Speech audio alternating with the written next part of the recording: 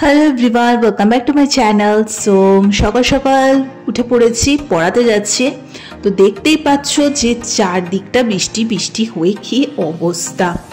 তো পুজো চলেই এসছে, তো এখন এই বৃষ্টি বাদলটা ঠিক ভালো লাগে না। তো যাই হোক, কিন্তু পড়াতে তো যেতেই হবে। তো পড়িয়ে বাড়ি আসার সময় আমাদের এখানে পেয়ারা বাগানে কি সুন্দর মণ্ডপটা তৈরি করেছে। অর্ধেক কাজ রেডি, আর কিছুটা বাকি আছে। তো সেটা দেখতে দেখতে বাড়ি আসলাম, এত ভালো লাগলো কি বলবো।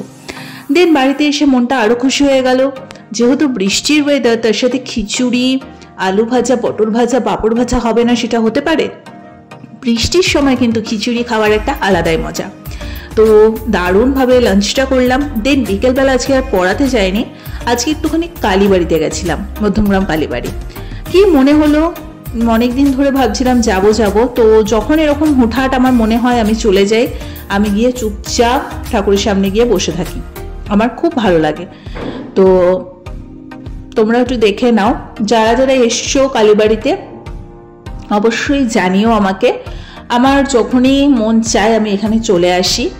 তো আর এত ভালো লাগছিল রাধাকৃষ্ণের এই মূর্তিটা, মানে কি বলবো। আর সন্ধ্যা আরতির ঠিক টাইমটার আগেই আমি গেছিলাম, তো সন্ধ্যা আরতিটাও বসে বসে অনেকক্ষণ দেখেছি। তোমাদের সাথে আমি শেয়ারও করব, যতটুকু আমার পক্ষে পসিবল ততটুকু। সো আজকে একদম ছোট্ট পুচকি একটা ভিডিও তোমাদের সাথে শেয়ার করলাম। যদি ভালো লেগে থাকে লাইক, কমেন্ট, শেয়ার, সাবস্ক্রাইব করে দিও। অবশ্যই আরও প্রচুর ভিডিও একটু একটু করে ক্লিপ আমি নিয়ে রাখছি, সেগুলো তোমাদের সাথে অ্যাড করে দেবো, কারণ বাড়িঘর সাজানোরও একটা ব্যাপার আছে, সামনে পুজো। তো চলো আপাতত এখানেই টাটা।